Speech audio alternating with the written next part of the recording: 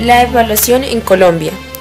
En un país tan diverso como Colombia, es necesario reconocer y valorar muchos aprendizajes que niños, niñas y jóvenes han adquirido en ambientes distintos a la escuela. Los niños de la inmensa región de la Amazonía, la Orinoquía, tienen conocimientos y destrezas muy importantes para su supervivencia y la de sus comunidades. Saben desplazarse por ríos y selvas, saben pescar, conocen muchas cosas sobre plantas y animales de su región, saben historias y tradiciones, pero muchas veces estos conocimientos no son valorados de la misma manera que la matemática, el español o el manejo formal de estas disciplinas convencionales. Entonces tiene que haber una valoración de muchas de estas capacidades y aprendizajes de tal manera que sirvan como punto de partida para avanzar en otros aprendizajes. Por eso se establece esta pregunta: ¿qué tipo de evaluación habría que hacer para respetar la diversidad individual y cultural de los estudiantes? Bueno, existen muchos tipos de evaluación, entre ellos la evaluación sumativa, que pretende confrontar de manera más o menos precisa unos resultados de aprendizaje esperados con los que efectivamente pueden mostrar los estudiantes al final de un curso o proyecto. Está la evaluación formativa, que hace referencia al conjunto de ejercicios, pruebas y actividades orientadas a confrontar al estudiante con su propio aprendizaje. Más allá de esta distinción se pueden realizar diversas modalidades de evaluación con un valor pedagógico significativo para el maestro, para los estudiantes y para las familias.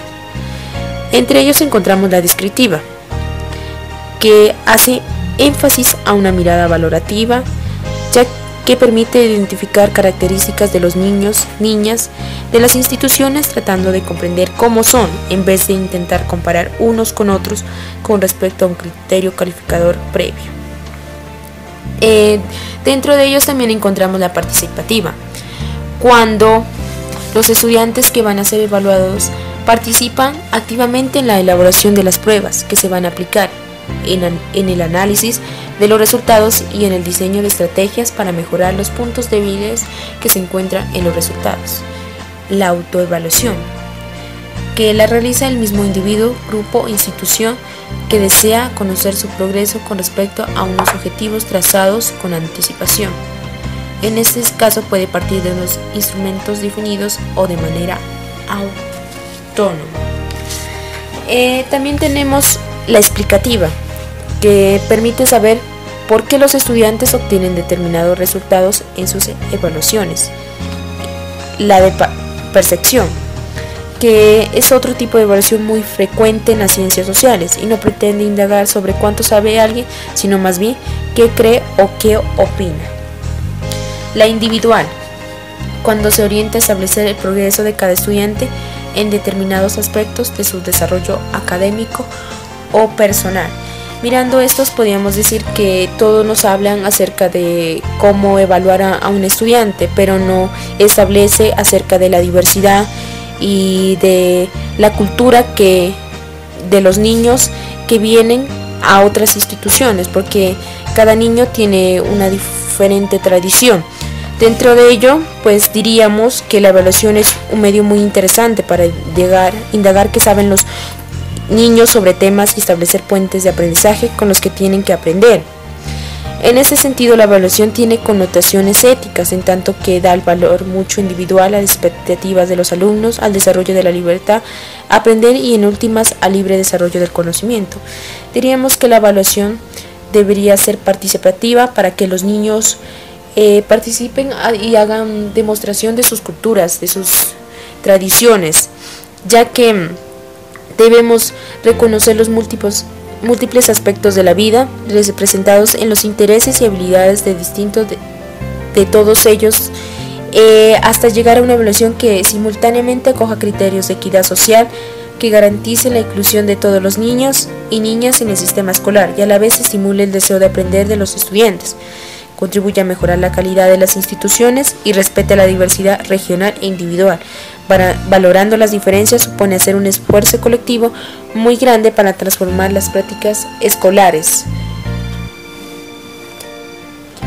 Los ambientes educativos en que se desarrolla el niño tienen que ser coherentes con los propósitos de la comunidad En el caso concreto del sistema escolar, se requiere que la administración del proceso educativo formal se haga bajo pautas de participación, de afecto, de respeto, de cooperación mutua, de proyección real de la escuela hacia las necesidades de los niños y de sus familias, y de respeto por las instituciones. Esto haría énfasis hacia la diversidad, ya que evalúa la formación de valores en niños, niñas y jóvenes es uno de los grandes problemas de la pedagogía, pues no es fácil establecer una norma universal. Muchos valores varían de una comunidad a otra, hay tradiciones culturales, diversas visiones de la vida contradictorias. Por eso, este tema plantea interrogantes complejos que deben ser tenidos en cuenta. A pesar de la dificultad, es importante discutir formas de acercarse a este problema, pues constituye un elemento fundamental del desarrollo individual y colectivo.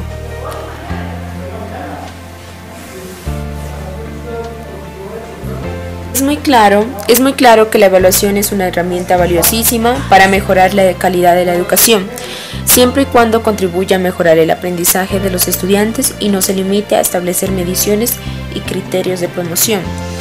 La pregunta ¿es conveniente que los estudiantes por efecto de la evaluación terminen clasificados entre buenos y malos? Pues existe una clasificación que es de 1 a 5.9 no aprobado, de 6 a 7.9 aprobado, de 8 a 8.9 bueno, de 9 a 10 sobresaliente. Pues diríamos que no debería trabajar así, ya que se debería buscar estrategias para ayudar a aquellos estudiantes que no sobresalgan, pero no deberíamos de discriminar, ¿no? Sino buscar esos medios que posibiliten que el aprendizaje significativo en aquellos estudiantes que tienen dificultades. Hay que brindar igualdad de oportunidades para todos los alumnos, a fin de motivarlos a la excelencia académica y a su desarrollo personal y social. Identificar las potencialidades del alumno para crear oportunidades de aprendizaje acordes con sus intereses, con miras a propiciar su desarrollo. Permitir la exploración, respeto y proyección de diferencias entre los educandos. Reconocer las experiencias y conocimientos básicos de los alumnos. Corresponder a consideraciones críticas sobre la práctica pedagógica y sobre los factores que afecten el rendimiento del estudiante en el establecimiento educativo. En relación con estos propósitos, se flexibilizan los criterios de asignación de porcentajes a los periodos escolares, dando a los planteles la libertad de modificarlos previa concertación con los estamentos. El desempeño de un estudiante en el colegio depende mucho de lo que podría llamarse una cultura institucional, que establece reglas del juego para toda la comunidad educativa. Hay colegios basados en una disciplina muy estricta y fuertemente autoritaria, mientras otros se precian de estimular la creatividad. La evaluación debe ser considerada como valorativa, ya que debe ofrecer al estudiante las posibilidades para que pueda mejorar esas dificultades. Debe valorar y dar oportunidad. Por eso es que no podemos hacer una clasificación entre que aquellos estudiantes, entre comillas, que son buenos y aquellos malos, ya que todos tienen habilidades que les pueden ayudar. Entonces, ya que unos tienen bajo rendimiento, otros tienen, posibilidad de aprender de forma rápida y otros lento, pero en sí deberíamos buscar las estrategias didácticas para ayudar, ya que también hay casos que se presentan en diversidad de personas con discapacidad. Entonces no podemos juzgar ni discriminar, sino buscar la flexibilización y para poder lograr una mejor evaluación.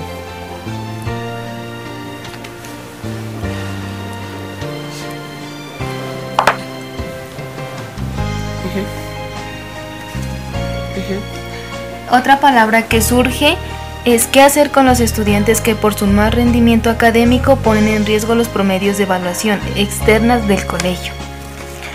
En Colombia existen algunos modelos de evaluación externas que son muy útiles para reconocer los progresos de la educación del país y sus regiones e identificar sus fortalezas y sus deficiencias.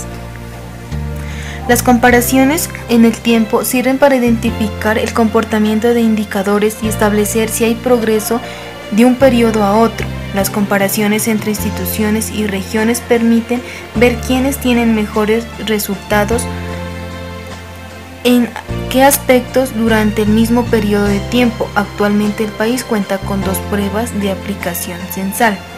La primera es Saber, que aplica a todos los estudiantes de quinto y noveno grado del país cada 3 años para verificar su progreso en matemáticas, lenguaje y ciencias.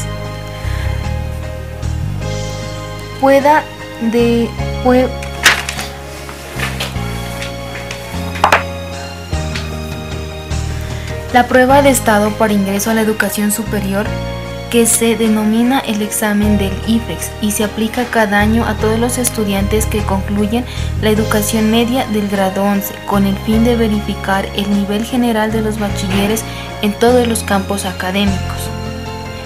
También tenemos la ECAES, que se aplica a los estudiantes universitarios del último semestre en diversas disciplinas académicas y pretenden establecer comparaciones en los resultados obtenidos por las diferentes universidades. Estudios muestran muchas instituciones realizan este tipo de estudios que pretenden evaluar diferentes aspectos de la educación del país o de algunas entidades territoriales. En particular, a partir de ellos se pueden conocer los resultados de la educación desde el punto de vista económico, social y en su mayoría diálogo nacional sobre la evaluación de aprendizaje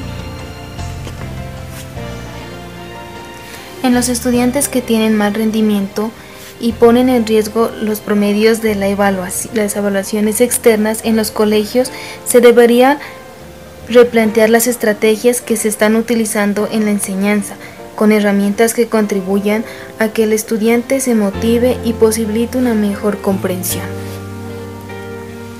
En Colombia existen mucha diversidad, en especial en las instituciones donde llegan niños con diferentes costumbres, creencias y diferentes ritmos de aprendizaje, donde deben haber una adecuación correcta en el currículo, de acuerdo a las necesidades del estudiante.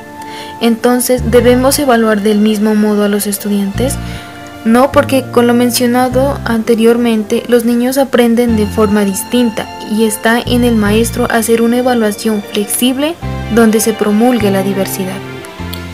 Hay niños y jóvenes muy hábiles para desempeñarse en actividades que no hacen parte del currículo escolar, pero que muestran que son capaces de aprender cosas muy complicadas. Muchos aprenden mecánica, computación, música y muchas otras cosas al lado de sus padres o con grupos de compañeros.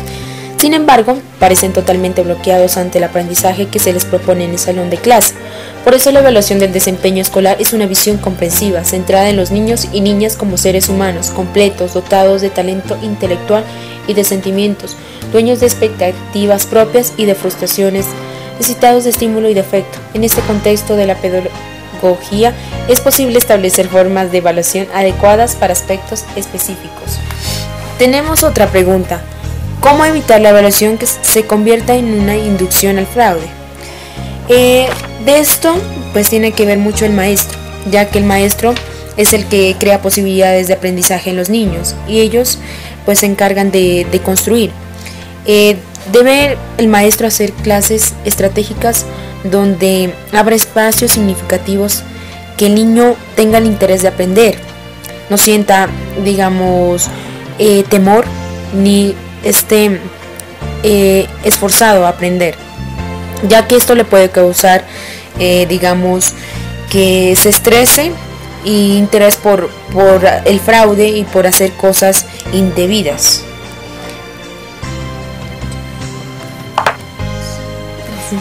La evaluación debe ser no tan teórica, sino práctica, para que el niño sienta el deseo de explorar, de aprender, y no se aburra, no tenga pereza de hacer las cosas, ya que esto lo que causa es que el niño no responda a lo que tiene planteado el maestro y trate de buscar otras formas de lograr ese objetivo. Entonces la evaluación no sería como algo fructuoso, sino más bien como una obligación. y lo que se quiere es que se evalúe ese desempeño, esas habilidades que tiene el niño, que desarrolla dentro de la escuela. Entonces veríamos a la evaluación como algo que debe sacarse fruto y no más bien forzarlo. De esta forma diríamos que mejor el maestro trabaje estrategias más motivantes, más didácticas, que incentive al niño a aprender cada día.